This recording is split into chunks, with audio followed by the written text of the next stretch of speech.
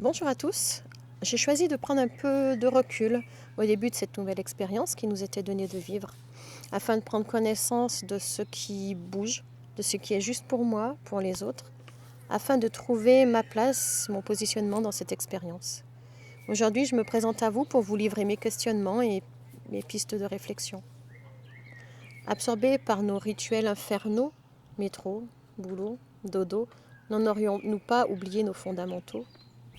Et du coup, quand la vie nous donne son veto, nous voilà bien déstabilisés, surpris, ahuris. Certains d'entre nous se demandent mais de quel droit de quel droit nous interdire nos sorties? De quel droit ce virus nous prive de nos familles, de nos amis? Pourquoi on nous chamboule nos habitudes, nos vies? En cette période déstabilisante, beaucoup d'entre nous luttent, souffrent, sont en deuil, risquent leur vie et celle de leurs proches pour aider son prochain. J'ai une pensée pour toutes ces personnes en première ligne et je les remercie de ce qu'elles font.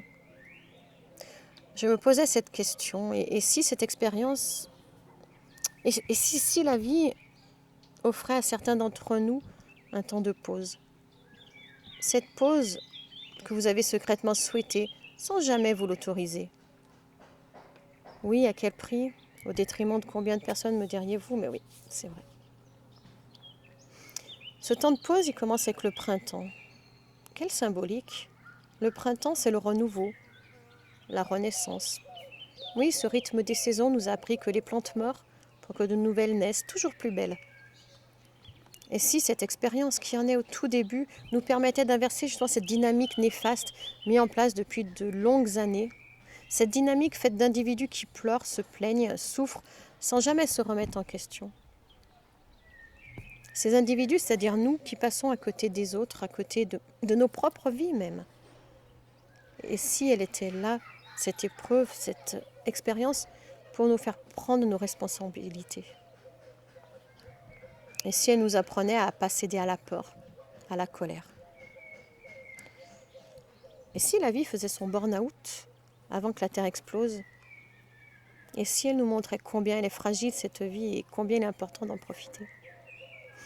Et si par ce temps de pause, la vie nous invitait à nous retrouver en couple, avec les enfants, et surtout et avant tout à se retrouver nous-mêmes dans notre fort intérieur? Mais qui suis-je?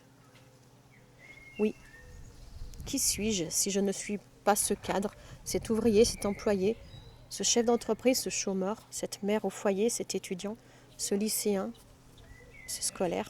Oui, qui suis-je? Qui a-t-il sous ce masque professionnel? Qui a-t-il sous ce masque de scolaire? Qui suis-je? Qui suis-je vraiment?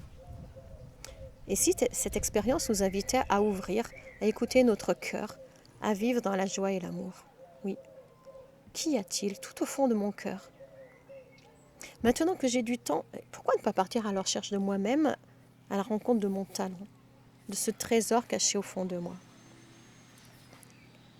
Oui, il y a des gens, des personnes en première ligne qui prennent des risques pour sauver la vie des autres, pour nous nourrir, des personnes qui s'épuisent. Oui, il y a et aura encore beaucoup de personnes affectées par le décès de leurs proches. Et si, pour que ces sacrifices ne soient pas vains, chacun de nous apprenait à vivre différemment, en prenant un peu plus de temps pour lui, en se créant des instants de bonheur, si petits soient-ils, et en les partageant avec les autres et en vivant avec son cœur, avec ce que j'aime vraiment. Et si chacun à son niveau commençait par partager du positif sur les réseaux sociaux?